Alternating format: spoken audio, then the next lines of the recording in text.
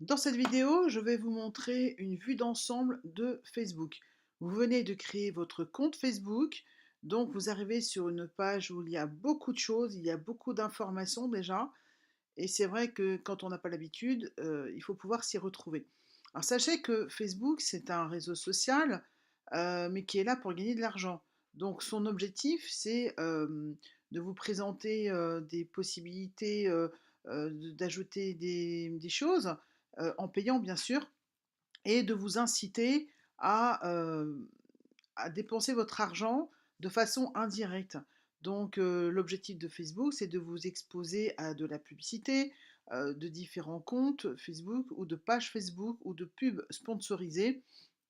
Et pour arriver à ça, Facebook va chercher quel est votre profil, va décortiquer qui vous êtes, vos habitudes, va pouvoir, grâce à toutes les données qu'il recueille, savoir ce qui vous intéresse, vos centres d'intérêt, et vous présenter des profils ciblés dans ce sens ou des pubs sponsorisées dans ce sens. Alors bien sûr, beaucoup de gens oublient, que Facebook, ben, c'est tout le monde a accès à Facebook, tout le monde peut voir ce qui se passe sur son compte Facebook.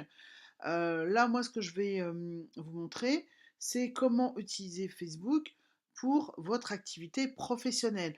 Vous pouvez toujours créer un compte Facebook pour raconter votre vie, mais là, c'est pas l'objectif. L'objectif, c'est comment optimiser son profil Facebook pour trouver des clients, pour trouver des prospects, même si votre profil n'est pas fait pour vendre quoi que ce soit, votre profil Facebook est fait pour vous faire connaître, pour faire connaître bah, vos centres d'intérêt, etc.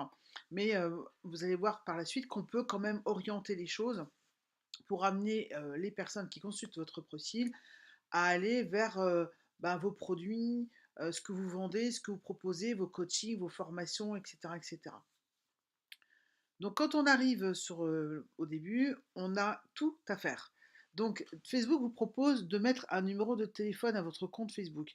Alors il y a beaucoup de personnes qui ont très peur de mettre leur numéro de téléphone sur Facebook ou qui ont très peur de mettre leur numéro de téléphone sur Internet tout simplement. Donc là vous avez deux solutions, soit vous ne le mettez pas, auquel cas bah, si jamais vous avez un souci avec votre compte, vous allez avoir du mal à le récupérer.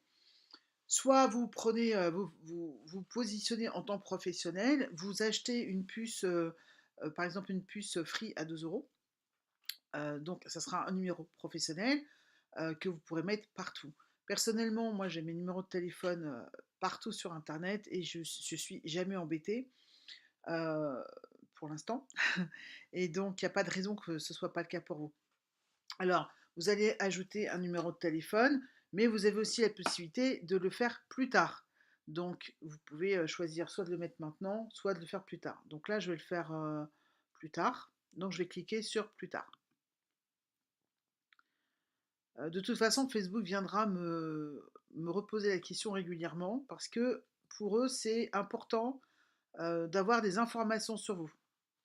Alors, donc, en haut, vous avez l'adresse Facebook. Ensuite, vous avez une barre de menu, on va dire comme ça. Vous avez plusieurs choses. Ici, vous avez le moteur de recherche de Facebook. Par exemple, si je cherche euh,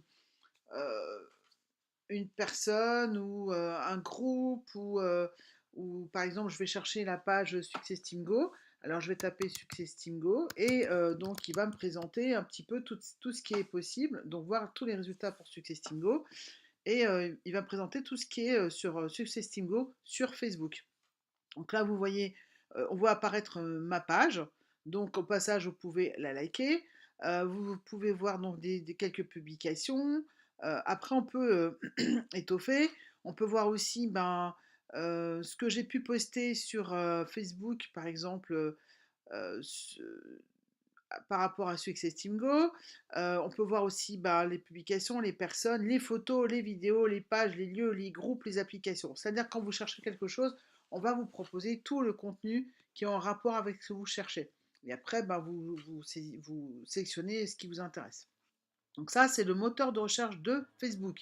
C'est pas du tout la même chose que le moteur de recherche de Google, par exemple. Donc là, ça va vous chercher tout ce qui existe par rapport à au mot que vous avez choisi dans Facebook. Donc là, vous avez la possibilité de mettre une photo.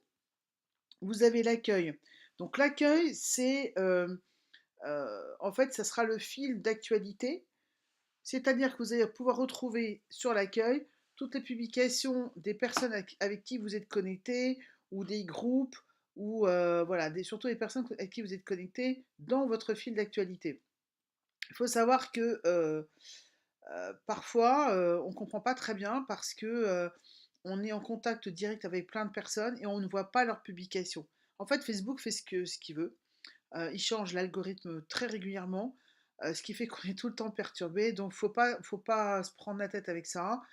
Voilà, ça permet aussi de découvrir des gens qui sont dans votre liste de contacts, mais vous ne voyez jamais.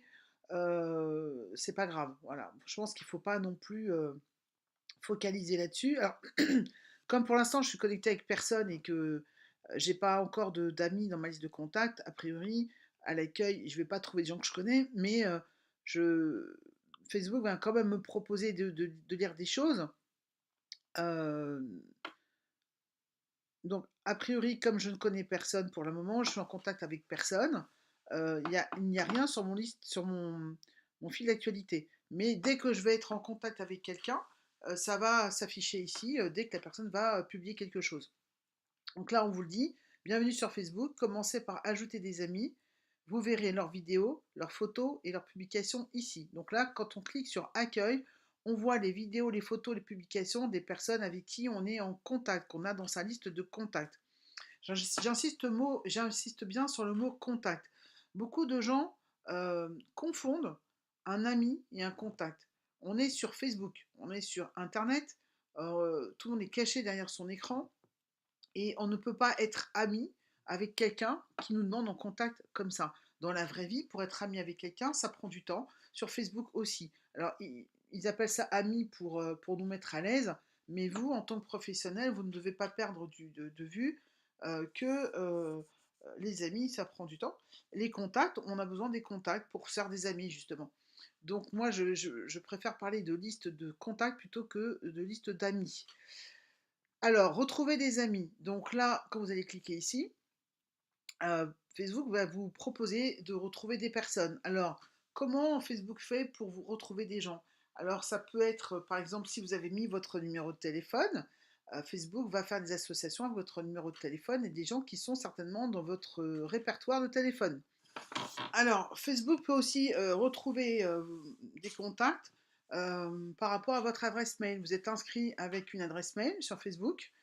Euh, et Facebook peut faire des associations avec votre adresse mail. Donc vous allez peut-être retrouver des gens qui sont dans vos contacts par email. En fait, Facebook a des outils très performants pour faire des associations. Et parfois, c'est des choses très étonnantes. On retrouve des gens auxquels on ne pensait plus. Et parfois, c'est pas toujours heureux, mais ça arrive. Voilà.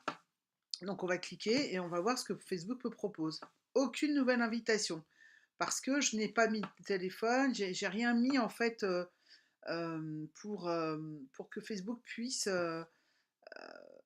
m'associer avec qui que ce soit. Bien sûr, dès que je vais commencer à remplir, euh, ça va se mettre en route et même quand on n'a personne en contact, Facebook va faire des suggestions. Alors concernant les suggestions, bah, je vous conseille de ne pas trop en prendre quand même parce que quand on accepte trop de suggestions, on peut être bloqué. Alors ensuite, on a l'onglet créer. Donc là, c'est là qu'on va aller par exemple pour créer une page.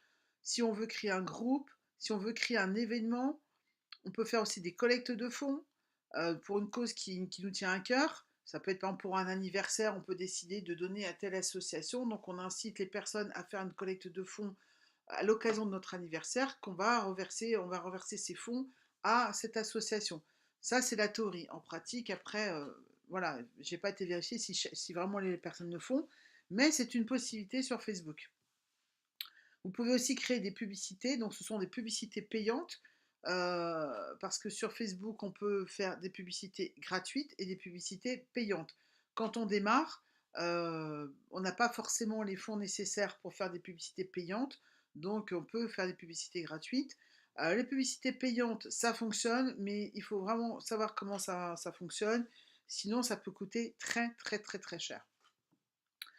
Ensuite, pour l'onglet suivant, on a les invitations. Donc là, on verra à cet endroit les personnes qui nous demandent en contact. Donc là, bah, personne ne m'a demandé en contact pour le moment. C'est normal puisque je viens de créer mon profil. Ici, vous avez les messages qu'on va vous envoyer en discussion privée. Donc pareil, là, il n'y a rien pour l'instant, mais c'est là que vous allez retrouver bah, les messages que les personnes vont vous écrire. Comment la messagerie elle se trouve en bas à droite, discussion instantanée. Voilà. Donc dès que vous allez avoir des personnes en contact, vous allez pouvoir leur envoyer des messages. Ou alors si vous faites une recherche sur des personnes, vous pouvez leur envoyer des messages en écrivant ici.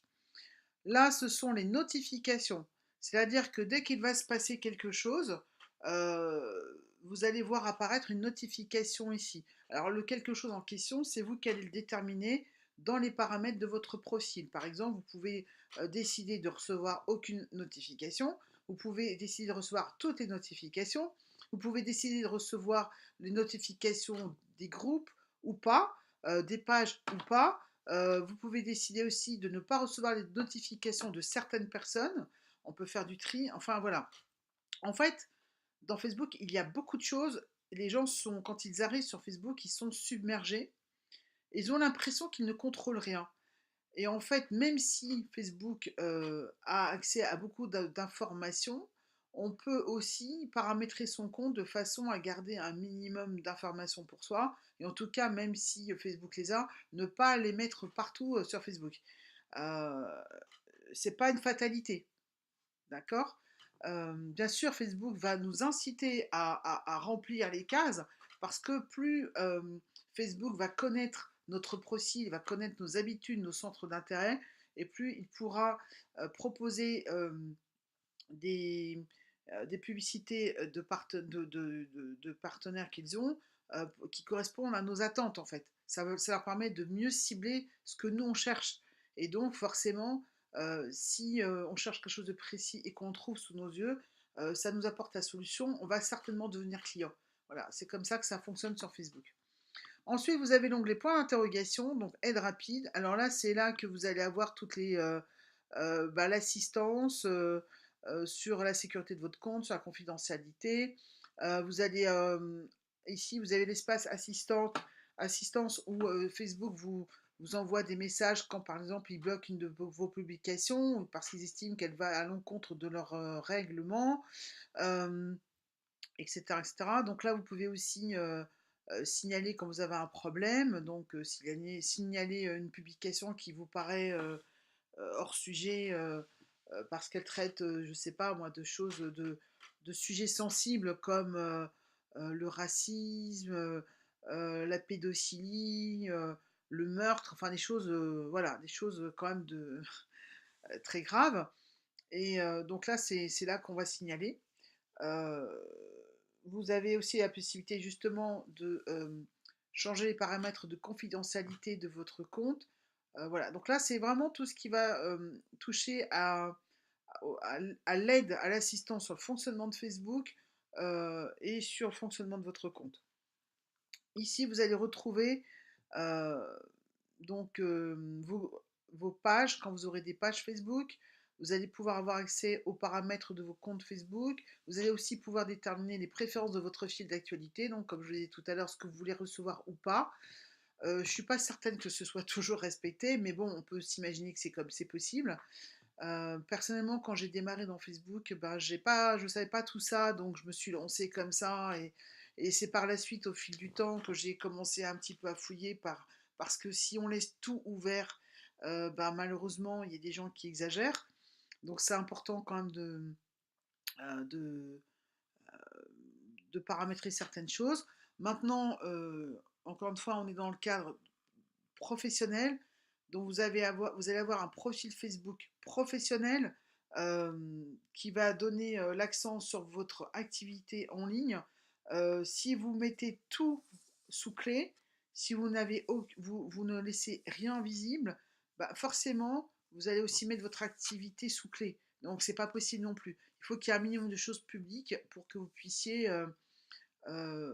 mettre les projecteurs sur votre activité en ligne. Voilà. Donc là, on a vraiment fait le tour des onglets.